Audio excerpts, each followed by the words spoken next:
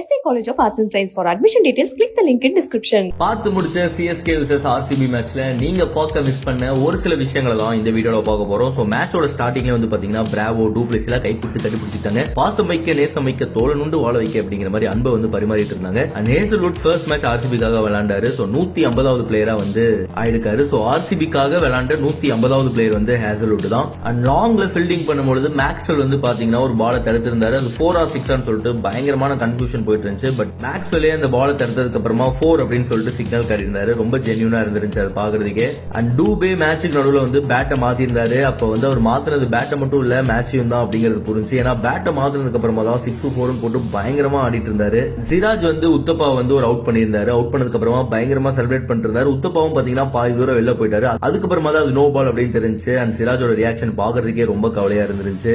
And Akash Deep அவருடைய ஓவரை அக்குவேரா ஆணிவேரா பிரிச்சுட்டு இருக்கும்போது சிராஜ் வந்து போயிட்டு அவருக்கு பயங்கரமான அட்வைஸ் கொடுத்துட்டு இருந்தாரு. டிராக் தம்பி ஃபீல் பண்ணாத அண்ணன்லாம் எவ்வளவு வாங்கியிருப்பேன் அப்படிங்கிற மாதிரியே இருந்துச்சு அவங்க மைண்ட் வைஸா யோசிச்சு பார்க்கும்போது. அண்ட் சோகம் என்ன அப்படின்னா அவர் அட்வைஸ் பண்ணக்கு அப்புறமாவும் ஆகாஷ் தீப் போட்ட பால்ல வந்து பயங்கரமா CSK வந்து அடிச்சிட்டாங்க. அண்ட் இந்த மேட்ச்லயும் வந்து பாத்தீங்கன்னா முகமது சிராஜ் வந்து ஒரு சூப்பரான ரெக்கார்ட் பண்ணியிருக்காரு. என்ன அப்படின்னா மேட்ச்ல ஃபாஸ்டஸ்டா போட்ட 5 பால் அந்த லிஸ்ட்ல 5 இடத்துலயுமே வந்து முகமது சிராஜ் தான் இருந்திருந்தாரு. இந்த மேட்ச்ல 5 ஃபாஸ்டஸ்ட் பாலுமே முகமது சிராஜ் போட்டதுதான். இதை வந்து ஆல்ரெடி கடைசியா நடந்த மேட்ச்லயுமே வந்து முகமது சிராஜ் பண்ணியிருந்தாரு. என்னதான் ரன்ஸ் நிறைய கொடுத்திருந்தாலுமே இந்த மாதிரி ரெக்கார்ட்லாம் அப்பப்போ பண்ணிடுறாரு. அண்ட் மேட்சோட கடைசி ஓவர்ஸ்ல வந்து பாத்தீங்கன்னா தினேஷ் கார்த்திக் வந்து விளையாண்ட ஒரு பால் வந்து வைட் அப்படின்னு கொடுத்திருந்தாங்க. அது ஆக்சுவலா பாத்தீங்கன்னா வைடு கிடையாது, கால்லயோ பேட்லயோ வந்து பட்டு இருந்துச்சு. பட் அம்பையர் வந்து மாத்தி வந்து டிசிஷன் கொடுத்திருந்தாங்க. அண்ட் உத்தப்பா சிவம் டூபே 2 பேரும் சேர்ந்து 165 ரன் பார்ட்னர்ஷிப் போட்டிருந்தாங்க. சோ இந்த சீசன்ல ஹையஸ்ட் பார்ட்னர்ஷிப் வந்து இதுதான். ஆல்சோ சிராஜ் வந்து இன்னொரு மோசமான ரெக்கார்டும் பண்ணிருக்காரு. சோ டெத் ஓவர்ஸ்ல வந்து பாத்தீங்கன்னா டீமே டெத் ஆகிற அளவுக்கு ஒரு ரெக்கார்ட் வந்து பண்ணிருக்காரு. என்ன அப்படின்னா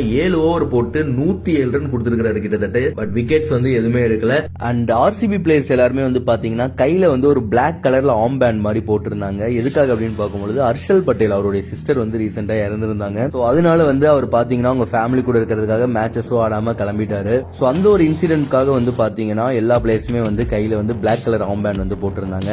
அண்ட் உத்தப்பா இன்னைக்கு 88 ரன் அடிச்சிருந்தாரு. அதுதான் வந்து பாத்தீங்கன்னா IPL வரலாற்றிலே அவரோட ஹையஸ்ட் ஸ்கோர். ஆல்சோ சிவம் டூபே 95 ரன் அடிச்சு நாட் அவுட்டா இருந்தாரு. அவருக்குமே பாத்தீங்கன்னா IPL ஹிஸ்டரியிலே வந்து அவருடைய ஹையஸ்ட் ஸ்கோர் இதுதான். இதை தாண்டி நீங்க ஏதாவது ஒரு விஷயம் சுவாரஸ்யமா பாத்துருந்தீங்க நடந்து முடிஞ்ச மேட்ச்ல அப்படின்னா அதை மறக்காம கீழே கமெண்ட் பண்ணுங்க. மற்றும் இன்னொரு வீடியோல உங்களை வந்து மீட் பண்றாங்க. வரைக்கும் டாடா சொல்லிட்டு பாய் பாய் சொல்லிட்டு கிளம்புறது யோகி.